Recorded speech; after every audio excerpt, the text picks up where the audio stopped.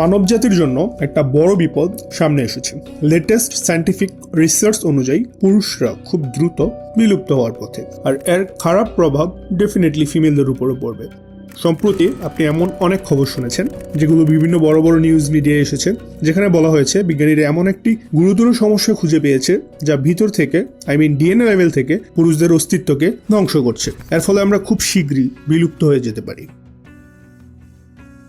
আর যদি পুরুষই না থাকে তাহলে হিউম্যান সিভিলাইজেশন কোল্যাপস করবে। তাহলে বিজ্ঞানীরা কেন এমন কথা বলছেন? আপনারা নিশ্চয়ই স্কুলে পড়েছেন ফিমেলরা বায়োলজিক্যালি XX ক্রোমোজোম নিয়ে জন্মায়, আর মেলরা বায়োলজিক্যালি একটা X আর একটা Y ক্রোমোজোম নিয়ে জন্মায়। রিসেন্টলি আমেরিকার ক্যান্সার স্টেট ইউনিভার্সিটির সাম্প্রতিক এক গবেষণায় দেখা গেছে Y ক্রোমোজোম, যেটা শুধু পুরুষদের মধ্যেই থাকে, তার জেনেটিক ডাটা অর্থাৎ সেই ক্রোমোজোমে থাকা তথ্য প্রতিটি প্রজন্মের সঙ্গে সঙ্গে কমে যাচ্ছে। এটা সত্যি চিন্তার বিষয়, কারণ এখন পর্যন্ত পুরুষদের এই Y ক্রোমোজোম ইতিমধ্যেই 97% ডিএনএ কোড হারিয়ে ফেলেছে, আর এখন মাত্র 3% বাকি আছে। অর্থাৎ বিষয়টা পরিষ্কার, যদি এমনটা হতে থাকে তাহলে ভবিষ্যতে পুরুষ থাকবে না, আর পুরো মানব জাতি কোল্যাপস করবে। কিন্তু এক মিনিট, এটা শুধু পুরুষদের সাথে কেন হচ্ছে? নারীদের সাথেও কি এমনটা হচ্ছে? তাদেরও কি জেনেটিক্সে কোনো ক্ষতিকর পরিবর্তন হচ্ছে? আশ্চর্যের বিষয় হলো ফিমেলদের ডিএনএ প্রজন্মের পর প্রজন্ম আরও স্ট্রং, হেলদি এবং স্টেবল হয়ে উঠছে। এই গবেষণায় দেখা গেছে X ক্রোমোজোম, যেটা নারীদের মধ্যে এক্সক্লুসিভভাবে থাকে, প্রায় কোনো জিন বা ডিএনএ তথ্য হারায়নি, বরং সময়ের সাথে সাথে X ক্রোমোজোম আরও কিছু বৈশিষ্ট্য তৈরি করে ফেলেছে। সহজ ভাষায় বললে ফিমেলদের X ক্রোমোজোম নিজের সফটওয়্যার আপডেট করে ফেলেছে এবং নিয়মিত আপডেট হচ্ছে। একটু চারপাশে তাকালেই বুঝবেন। সাধারণত আমরা সবাই জানি ফিমেলরা সাধারণত পুরুষদের থেকে বেশি দিন বাঁচে, আর এই দীর্ঘ জীবনের রহস্য লুকিয়ে আছে তাদের X ক্রোমোজোমের মধ্যে। এটি এতটাই উন্নত এবং আপডেটেড যে এটি তাদের নানা ধরনের রোগ থেকে, বয়সজনিত সমস্যা থেকে সুরক্ষা দেয়। একটা সহজ উদাহরণ দেই, ফিমেলদের রং চেনার ক্ষমতা অর্থাৎ কালার পারসেপশন করা সাধারণত পুরুষদের থেকে ভালো, কারণ X ক্রোমোজোমে লাল এবং সবুজ রঙের রিসেপ্টর জিন থাকে। এই কারণেই নারীদের রং পার্থক্য করার ক্ষমতা সাধারণত পুরুষদের তুলনায় বেশি উন্নত। এমন অনেক স্বাস্থ্যকর বৈশিষ্ট্য আজ ফিমেলদের মধ্যে আছে যা পুরুষদের মধ্যে নেই। এখন আরেকটা বড় বিষয় যেটা বিজ্ঞানীরা বলেছেন, আমরা ছোটবেলায় যে জেন্ডার বা সেক্স ক্লাসিফিকেশন সিস্টেম পড়েছিলাম অর্থাৎ XY ক্রোমোজোম সিস্টেম, সেটা শুধু মানুষের জন্য নয়, সেটা সব স্তন্যপায়ী প্রাণীর জন্য প্রযোজ্য। আমার পুরুষ দর্শকরা, আমার ভিউয়ার, আপনারা, আপনার পোষা বিড়াল, আমার পোষা কুকুর, যে ইঁদুরের পিছনে দৌড়ায় সেই ইঁদুর, এই সব স্তন্যপায়ী প্রাণীর মধ্যেই XY ক্রোমোজোম থাকে, আর সব ক্ষেত্রেই Y ক্রোমোজোম অর্থাৎ পুরুষদের ক্রোমোজোম থাকা ডিএনএ তথ্য হারিয়ে যাচ্ছে। অর্থাৎ সব স্তন্যপায়ী প্রজাতির পুরুষদের অস্তিত্বই বিপদের মুখে। এখন প্রশ্ন হলো, প্রকৃতি আমাদের মাদার নেচার পুরুষদের সাথেই কেন এমনটা করছে? অন্যদিকে ফিমেলদের সফটওয়্যার আপডেট হচ্ছে। আর কোনো প্রজাতিকে টিকে থাকতে হলে দুইটা জেন্ডারেরই সুস্থ এবং নিরাপদ থাকা ইম্পর্টেন্ট। তাহলে কি পৃথিবীতে জীবনের শেষ এই কারণেই হতে যাচ্ছে? জীবন কি জন্ম থেকেই কোনো মারাত্মক প্রবলেম নিয়ে জন্মেছিল? সেই রোগ কি মৃত্যু? আজকের এই আলোচনা খুবই ইন্টারেস্টিং হতে চলেছে, কারণ আমরা শুধু নিউজ মিডিয়ার শিরোনামে থেমে থাকবো না। আমরা এই বিষয়টাকে একদম ডিএনএ লেভেল পর্যন্ত বুঝবো, আর সেটাও একদম সহজ ভাষায়, যাতে জটিল পৃথিবীর অনেক রহস্য পরিষ্কার হয়, আর আমরা নিজেদের সম্পর্কেও অনেক নতুন কিছু জানতে পারি। আমাদের মানুষের ভবিষ্যৎ আসলে কি হতে যাচ্ছে, চলুন শুরু করি।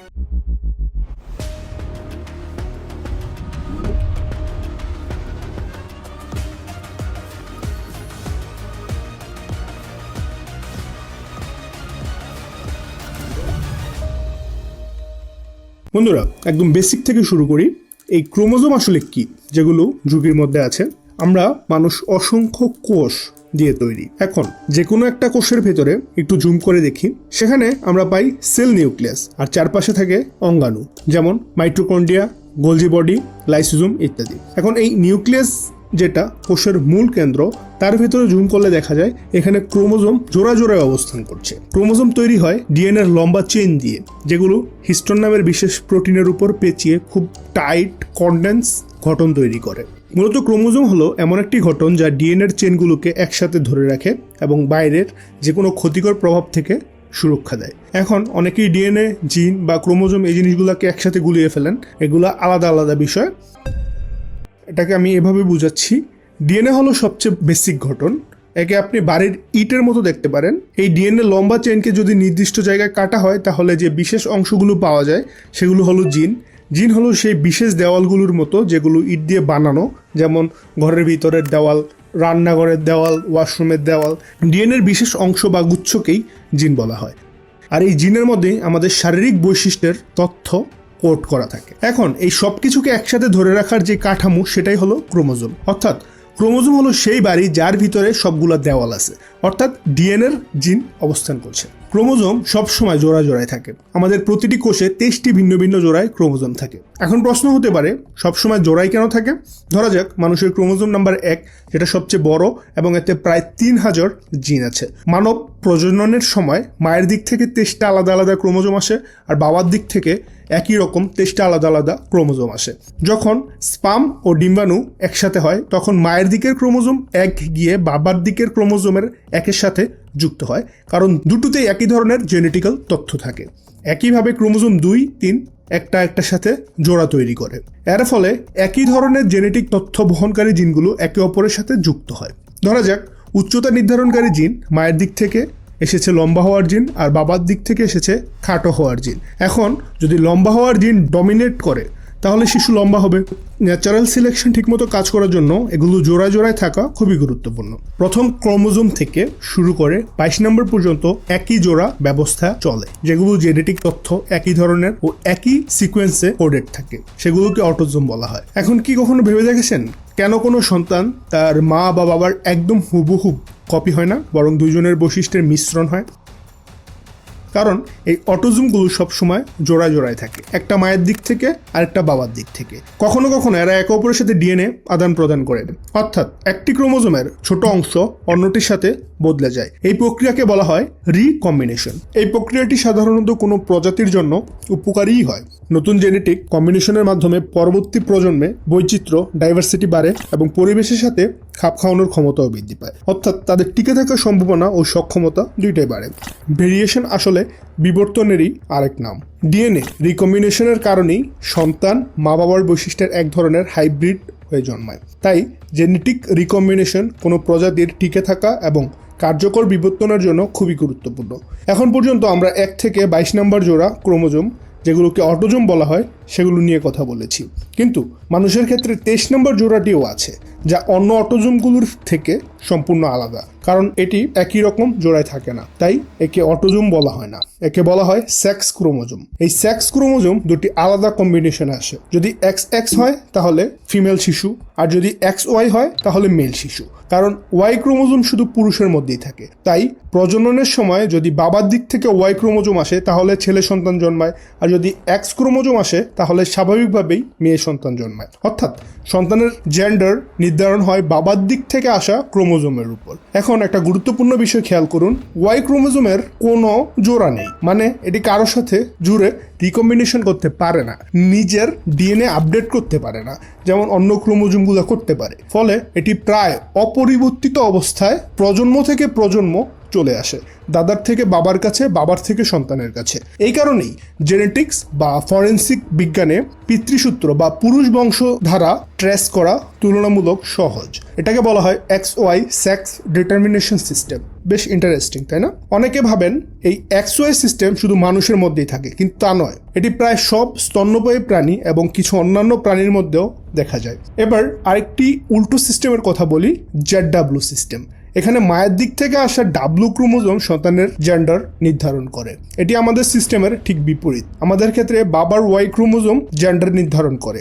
ZW সিস্টেমে মায়ের W ক্রোমোজোম তা নির্ধারণ করে। এই ZW সিস্টেম সাধারণত পাখি ও সরীসৃপদের মধ্যে দেখা যায়, অর্থাৎ এখানে মাতৃসূত্র অনুসরণ করা হয়। সুতরাং প্রকৃতিতে এই দুই ধরনের সিস্টেমই বিদ্যমান। এখন প্রশ্ন হতে পারে, এটা জানার দরকার কি? ZW সিস্টেম আমাদের জন্য কেন গুরুত্বপূর্ণ?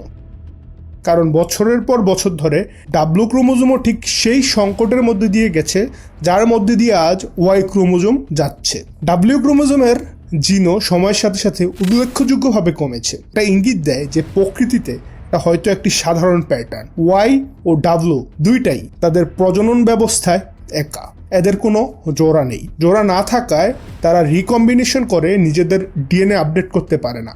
এর ফলে প্রজাতির মধ্যে ধীরে ধীরে ক্ষতিকর বৈশিষ্ট্য জমতে থাকে। ইতিহাসে এর উদাহরণও আছে। প্রাচীন মিশরের রাজারা, যাদেরকে ফেরাউন বলা হতো, নিজেদেরকে আল্লাহ মনে করত, তাই তারা নিজেদের রক্তধারাকে পবিত্র রাখতে চাইতেন। আর এই কারণে তারা নিজেদের পরিবারেই বিয়ে করতেন, যাতে তাদের রাজকীয় রক্তধারা বজায় থাকে। এটাকে বলা হয় ইনব্রিডিং। এই ধরনের ইনব্রিডিং থেকে জন্ম নেওয়া সন্তানেরা খুবই দুর্বল হতো এবং অনেক জেনেটিক রোগ নিয়ে জন্মাতো। ইতিহাসবিদরা বলেন একনাটনের শারীরিক গঠনও স্বাভাবিক ছিল না। টানা লম্বা চোয়াল, খুবই পাতলা শরীরের উপর ফুলা প্যাট, এসিমেট্রিক্যাল ফেস, এমন অনেক শারীরিক অস্বাভাবিকতা তার মধ্যে ছিল এবং সেই রক্তধারাতেও তা দেখা যেত। তুতাখামনের, যাকে বিখ্যাতভাবে কিং টুথ বলা হয়, আপনি তো নিশ্চয়ই ইতিহাসে তার কথা শুনেছেন। আপনি যদি মুসলিম হন তাহলে তো ডেফিনেটলি আপনি তার কথা শুনেছেন। তার অবস্থা আরও গুরুতর ছিল। মাত্র 9 বছর বয়সে তাকে রাজা বানানো হয়। তিনি একটি বিশেষ হাড়ের রোগ নিয়ে জন্মেছিলেন। এত অল্প বয়সেই হাঁটার জন্য তাকে লাঠির সহায়তা নিতে হতো। খুবই দুর্বল স্বাস্থ্য ও অসুস্থতার কারণে মাত্র 19 বছর বয়সেই তার মৃত্যু হয়। এমনই পরিণতি 18তম রাজবংশের বেশিরভাগ ফেরাউনদের সাথে হয়েছে। একই ধরনের ঘটনা ইউরোপের হ্যাসবর্গ রাজপরিবারেও ঘটেছিল। তারাও প্রজন্মের পর প্রজন্ম ইনব্রিডিং করেছিল। এর ফলে পুরো পরিবারে একটি বিশেষ জেনেটিক বৈশিষ্ট্য তৈরি হয়। সবার চোয়াল অস্বাভাবিকভাবে বাঁকা হয়ে যেত। এই বৈশিষ্ট্য এতটাই সাধারণ হয়ে গিয়েছিল যে এটিকে বিশেষভাবে হ্যাসবর্গ নাম দেওয়া হয়। এছাড়া সেই পরিবারের গ্রোথ ডিসঅর্ডার, এপিলেপসি এবং বিভিন্ন মানসিক সমস্যাও দেখা গিয়েছিল। ভারতেও যখন পার্সিরা প্রথম আসে, তখন ঘনিষ্ঠ আত্মীয়দের মধ্যে বিয়ের কারণে পার্সি সম্প্রদায়ের মধ্যেও বহু জেনেটিক ও স্নায়বিক সমস্যা দেখা দিতে শুরু করে। গ্লোবালভাবে দেখলে ভিন্ন ভিন্ন সময় ও ভিন্ন ভিন্ন জনগোষ্ঠীতে এমন অস্বাভাবিকতা দেখা গেছে। এর প্রধান কারণ হলো যখন ইনব্রিডিং বা রক্ত সম্পর্কের বিয়ে থেকে সন্তান জন্মায়, তখনই দুই অভিভাবকের কাছ থেকে প্রায় একই ধরনের জিন আসে। ফলে রিকম্বিনেশনের সময় দুর্বল জিন বা জেনেটিক ত্রুটিগুলো ঠিকভাবে সংশোধিত বা পরিবর্তিত হতে পারে না। সেগুলো পরবর্তী প্রজন্মেও বহন হয়ে যায়। এরপর সেই জেনেটিক অস্বাভাবিকতাগুলো এক প্রজন্ম থেকে আরেক প্রজন্ম চলতেই থাকে। পরিস্থিতি ধীরে ধীরে আরও খারাপ হয়। শেষ পর্যন্ত এমন জটিল ও ধ্বংসাত্মক ডিএনএ কোড তৈরি হতে পারে যা ক্ষতিকর বৈশিষ্ট্য সৃষ্টি করে এবং পুরো বংশধারাকেই ধ্বংস করে দিতে পারে। এই কারণেই মিশরের সেই ফেরাউনরা, যারা একসময় নিজেদেরকে আল্লাহ মনে করত, শেষ পর্যন্ত নিজেদের জীবনও বাঁচাতে পারেনি এবং তাদের রাজ্যও হারিয়ে ফেলেছিলেন। ইতিহাস আমাদের শেখায় জিনগুলোকে নিয়মিত রিকম্বিনেশন করে নিজেদের ভুল বা ত্রুটি ঠিক করতে হয়। যদি সেটা না হয় তাহলে তারা ধীরে ধীরে অবনতি বা ডিগ্রেড হতে শুরু করে। প্রকৃতির ভাষায় নিয়মটা খুব সহজ। হয় আপনি উন্নতি করছেন, না হয় আপনি ধীরে ধীরে শেষ হয়ে যাচ্ছেন। বিজ্ঞানীরা তাই উদ্বেগ প্রকাশ করেছেন, পুরুষদের ওয়াই ক্রোমোজোমও কি একইভাবে ধীরে ধীরে ক্ষয় হয়ে যাচ্ছে? তাহলে কি আমাদের ভবিষ্যৎ আগের উদাহরণগুলোর মতো হতে পারে? বিশেষ হওয়ার মূল্য কি পুরুষের ওয়াই ক্রোমোজোমকে বিলুপ্তর মধ্যে দিয়ে দিতে হবে? চলুন দেখি পুরুষদের ভবিষ্যৎ আসলে কি হতে পারে।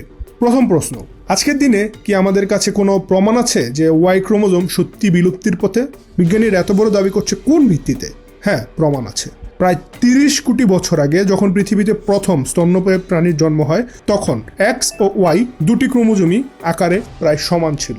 কিন্তু আজ ওয়াই ক্রোমোজোম তার জোড়া এক্স ক্রোমোজোমের তুলনায় প্রায় 3 গুণ ছোট হয়ে গেছে। তখন থেকে এখন পর্যন্ত ওয়াই ক্রোমোজোম তার মূল 1438টি জিনের মধ্যে 1393টি হারিয়ে ফেলেছে। অর্থাৎ বর্তমানে ওয়াই ক্রোমোজোমে মাত্র 3 থেকে 4% জিন অবশিষ্ট আছে। আজ ওয়াই ক্রোমোজোমে প্রায় শুধুই পুরুষ প্রজনন ও উর্বরতার সাথে সম্পর্কিত জিনগুলো টিকে আছে, বাকি জিনগুলো বিলুপ্ত হয়ে গেছে। তাহলে প্রশ্ন হলো, একই ঘটনা এক্স ক্রোমোজোমের সাথে কেন ঘটেনি? সেও তো একটি সেক্স ক্রোমোজোম, তাহলে তার ক্ষেত্রে এই ক্ষয় কেন হলো না? এর প্রধান 2টি কারণ আছে। প্রথম, এক্স ক্রোমোজোম শুধু নারীদের জন্য নির্দিষ্ট কোনো বিশেষ ক্রোমোজোম নয়, এটা একটা সাধারণ বা জেনারেল ক্রোমোজোম। আর এটা একটা বড় ভুল ধারণা আমাদের মধ্যে যে এক্স শুধু ফিমেল ক্রোমোজোম। আসলে মানবদেহে নারীর বিকাশ একটি ডিফল্ট সেটিং। প্রতিটি ভ্রূণ শুরুতে নারীর বৈশিষ্ট্য নিয়েই গঠন শুরু করে। পরে যদি ওয়াই ক্রোমোজোম উপস্থিত থাকে, তখন তা টেস্টোস্টেরন হরমোনের মাধ্যমে একটি বিশেষ ট্রিগার যোগ করে, যার ফলে পুরুষ তার বৈশিষ্ট্য বিকাশ করতে শুরু করে। দ্বিতীয় গুরুত্বপূর্ণ কারণ হলো ফিমেলদের শরীরে দুটি এক্স ক্রোমোজোম একে অপরের সাথে রিকম্বিনেশন করে জেনেটিক বৈচিত্র্য বাড়ায়। এই কারণেই এক্স ক্রোমোজোম বিবর্তনের সাথে সাথে নিজেকে উন্নত করে এবং নিয়মিত আপডেট হতে থাকে। কিন্তু ওয়াই ক্রোমোজোমের ক্ষেত্রে সমস্যা হলো মিউটেশনের কারণে যখন কোনো জেনেটিক ত্রুটি তৈরি হয় বা ডিএনএর কোনো অংশ ক্ষতিগ্রস্ত হয় তখন রিকম্বিনেশনের মাধ্যমে সেটাকে ঠিক করার সুযোগ থাকে না। ফলে ওয়াই ক্রোমোজোমে যে ত্রুটি তৈরি হয় সেটাকে সে ঠিক করার বদলে অনেক সময় মুছে ফেলে বা হারিয়ে ফেলে। এর ফলাফল আজ ওয়াই ক্রোমোজোমে মাত্র 45টি স্বয়ংক্রিয় জিন অবশিষ্ট আছে। এখন কিছু বিজ্ঞানীর ধারণা, এভাবে জিন হারাতে থাকলে ভবিষ্যতে কয়েক লক্ষ বছরের মধ্যে ওয়াই ক্রোমোজোম পুরোপুরি বিলুপ্ত হয়ে যেতে পারে। এবং ওয়াই ক্রোমোজোম শুধু মানুষের মধ্যেই নেই, এটি পৃথিবীর প্রায় সব স্তন্যপায়ী প্রাণীর মধ্যেই রয়েছে, এমনকি কিছু কীটপতঙ্গ, সাপ ও মাছের মধ্যেও দেখা যায়। অর্থাৎ এটি শুধু মানুষের জন্য নয়, বরং পৃথিবীর বহু প্রাণীর জন্যই একটি সম্ভাব্য বিপদের সংকেত। কিন্তু একটু ভেবে দেখুন, প্রকৃতি কি এত সহজে জীবনকে শেষ করে দেবে, নাকি কিছু প্রজাতি এই সংকট কাটিয়ে নতুন কোনো সমাধান বের করবে? গবেষকরা এমন দুটি ইঁদুর প্রজাতি খুঁজে পেয়েছে, জাপানের স্পাইনি রেড এবং পূর্ব ইউরোপের মোলভোল। এই প্রজাতিগুলো খুবই ইন্টারেস্টিং। এখানে পুরুষ ও নারী দুইজনই মাত্র একটি এক্স ক্রোমোজোম নিয়ে জন্মায়। এদের মধ্যে ওয়াই ক্রোমোজোম একেবারেই নেই। কিন্তু বিবর্তনের মাধ্যমে একটি আশ্চর্য পরিবর্তন ঘটেছে। তাদের ওয়াই ক্রোমোজোমের সমস্ত জেনেটিক তথ্য অন্য একটি ক্রোমোজোমের স্থানান্তরিত হয়ে গেছে। ফলে তারা ওয়াই ক্রোমোজোম ছাড়াই স্বাভাবিকভাবে টিকে আছে এবং প্রজাতি হিসেবে এগিয়ে যাচ্ছে। এটা শুনে কিছুটা স্বস্তি পাওয়া যায়, তাই না? এই গবেষণা অবশ্যই আশার আলো দেখায়, তবে কোনো বিশেষজ্ঞ এখনও নিশ্চিতভাবে বলতে পারে না যে মানুষের ক্ষেত্রেও একই ধরনের বিবর্তন ঘটবে। এখানেই বিজ্ঞানীরা বিভিন্ন রকমের মত পোষণ করছেন। কিছু বিজ্ঞানীর মতে ওয়াই ক্রোমোজোমের অবনতি একটি নির্দিষ্ট পর্যায়ের পর থেমে যাবে, কারণ এত বছর ধরে সে গুরুত্বপূর্ণ জিনগুলো ওয়াই ধরে রেখেছে, সেগুলো পুরোপুরি হারিয়ে যাওয়ার মতো নয়। আবার আরেক দল বিজ্ঞানী মনে করেন ইঁদুরের মতো মানুষের ক্ষেত্রেও গুরুত্বপূর্ণ জেনেটিক তথ্য অন্য ক্রোমোজোমে স্থানান্তর হতে পারে এবং জেন্ডার নির্ধারণের জন্য একেবারে নতুন একটি প্রক্রিয়া তৈরি হতে পারে। তবে বিশেষজ্ঞরা সতর্ক করেছেন, এমনটা হলে সেই নতুন প্রক্রিয়াটি ঠিক কিভাবে কাজ করবে তা এখনো আমরা জানি না। সম্ভবত এর ফলে একেবারে নতুন ধরনের মানব প্রজাতির জন্ম হতে পারে, যেখানে পুরুষরা দেখতে আজকের মতো হবে না, সম্পূর্ণ আলাদা হতে পারে। তাহলে কি সমাজে পুরুষত্ব বা ম্যাসকুলিনিটির যে ধারণা সেটা বদলে যাবে? কে জানে। যাই হোক, ফলাফল যাই হোক না কেন, এই সাম্প্রতিক গবেষণা ও খবর সবার জন্য এক ধরনের চোখ খুলে দেওয়ার মতো। এই কারণেই সারা বিশ্বের সংবাদ মাধ্যমে এটা নিয়ে আলোচনা হচ্ছে। একজন বিজ্ঞানপ্রেমী হিসেবে আমার কাজ ছিল আপনাদের সামনে পুরো বিষয়টা পরিষ্কারভাবে তুলে ধরা এবং এর গভীরতা বিস্তারিত ব্যাখ্যা করা। এই আলোচনা থেকে আমরা প্রকৃতির একটি মৌলিক সত্য শিখলাম। এই মহাবিশ্বে হয় আপনি বিবর্তিত হচ্ছেন, না হয় ধীরে ধীরে শেষ হয়ে যাচ্ছেন। এটাই প্রকৃতির সবচেয়ে মৌলিক নীতি, আর এটি আমাদের জীবনের ক্ষেত্রেও পুরোপুরি প্রযোজ্য। যদি আমরা জ্ঞান, নতুন দক্ষতা, নতুন বৈশিষ্ট্য অর্জন করে নিজেকে সময়ের সাথে সাথে আপডেট ও উন্নত না করি, তাহলে আমরাও কোথাও না কোথাও হারিয়ে যাচ্ছি। আজ এই আলোচনা দেখে আপনি ঠিক সেটাই করেছেন। বিজ্ঞান বুঝে নিজের জ্ঞান আপডেট করেছেন এবং একটু হলেও উন্নতি করেছেন। তো বন্ধুরা, আপনারা কি মনে করেন পুরুষদের ভবিষ্যৎ কি হতে পারে? যে সম্ভাব্য ফলাফলগুলোর কথা বলা হয়েছে তার মধ্যে কোনটি বাস্তবে ঘটতে পারে বলে আপনি মনে করেন, নাকি সম্পূর্ণ আলাদা কিছু ঘটতে পারে? কমেন্টে অবশ্যই জানাবেন এবং সবসময় মনে রাখবেন, শিখতে থাকুন, এগোতে থাকুন এবং উন্নত করতে থাকুন। Thank you for watching. See you in the next one.